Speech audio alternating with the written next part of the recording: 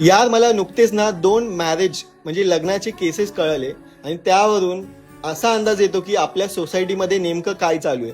पहिली केस, माझी एक जवळचीच फ्रेंड होती, म्हणजे मैत्रीण होती, तिचं लग्न फिक्स झालं आणि ज्या फॅमिलीमध्ये तिचं लग्न फिक्स झालं ती प्युअर व्हेजिटेरियन, म्हणजे त्यांच्या घरी अंड सुद्धा चालत नव्हतं, प्युअर माळकरी लोक होते ते.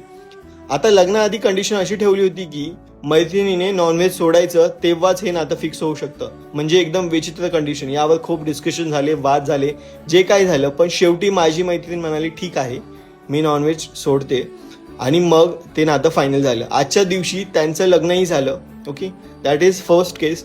दुसरी केस सांगतो.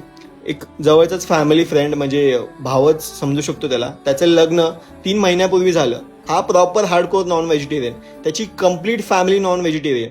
पण ज्याच्यासोबत त्यांचं लग्न झालं ती मुलगी प्युअर व्हेजिटेरियन, अंड सुद्धा खात नव्हती, तिची फॅमिली ही पूर्ण व्हेज.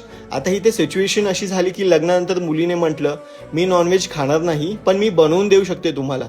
त्यांनी म्हटलं ठीक आहे, तू खाऊ नकोस, पण बनवावं तर तुलाच लागणार. आज 3 महिने झाले, ती मुलगी स्वतः व्हेजिटेरियन आहे, पण पूर्ण घरासाठी ती नॉनव्हेज बनवते. आणि मजेशीर की दोन्ही केसेसमध्ये एक सिम्पल सोल्युशन होतं. पहिल्या केसमध्ये ठीक आहे, मुलगा आणि त्याची फॅमिली नॉनव्हेज खात नाही, तर ती मुलगी बाहेर जाऊन कधी कधी तिच्या इच्छेनुसार नॉनव्हेज खाऊ शकते. बिग डील काय आहे त्याच्यात?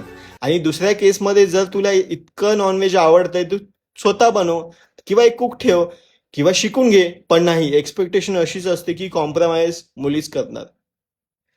हे सगळं ऐकून लिटरली इरिटेशन होतं कधी कधी. आणि वर प्रिटेंड करायचं की सगळं कसं भारी चाललंय. वारे सोसायटी. मला वाटतं या विषयावर कोणीतरी बोलायला हवं. कारण मी तर फक्त 2 एक्झाम्पल दिले आहेत, असे खूप एक्झाम्पल आहेत जिथे मुलीला तिचा जॉब सोडावा लागतो लग्नानंतर. तुमचं मत कमेंट बॉक्समध्ये नक्की सांगा.